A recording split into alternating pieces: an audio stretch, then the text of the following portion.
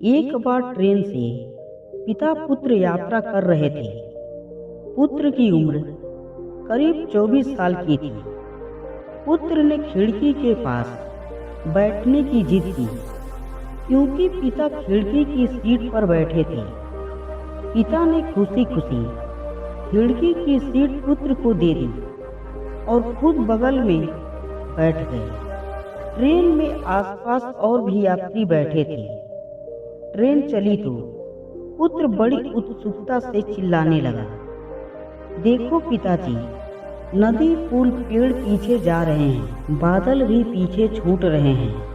पिता भी उसकी हाँ में हाँ मिला रहे थे। उसकी ऐसी हरकतों को देखकर वहां बैठे यात्री को लगा कि शायद इस लड़के को कोई दिक्कत समस्या है जिसके कारण यह ऐसी हरकत कर रहा है। पुत्र बहुत देर तक ऐसी अजीबोगरीब हरकत करता रहा।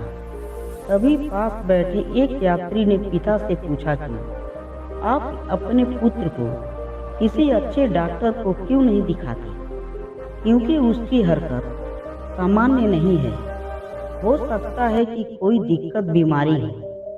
उस यात्री की बात सुनकर पिता ने कहा, अभी हम डॉक्टर के पास से ही आ रहे हैं। पिता की बात सुनकर यात्री को आश्चर्य हुआ। पिता ने बताया कि मेरा पुत्र जन्म से ही अंधा था। कुछ दिन पहले ही इसको आंखों की रोशनी प्राप्त हुई है। इसे किसी दूसरे की आंखें लगाई गई हैं और जीवन में पहली बार यह दुनिया को देख रहा है। यह इसलिए ऐसी हरकत कर रहा है क्योंकि ये सारी चीजें इसके लिए एकदम नई है, ठीक वैसे ही जैसे किसी छोटे बच्चे के लिए होती है।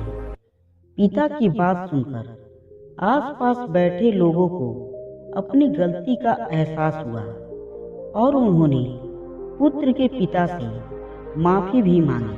कहानी से शिक्षा, दोस्तों, जिंदगी में कई बार हम बिना सच्चाई जाने ही कुछ लोगों के प्रति अपनी राय बना लेते हैं क्योंकि हम उसके बारे में वही सोचते हैं जो हमें दिखाई देता है।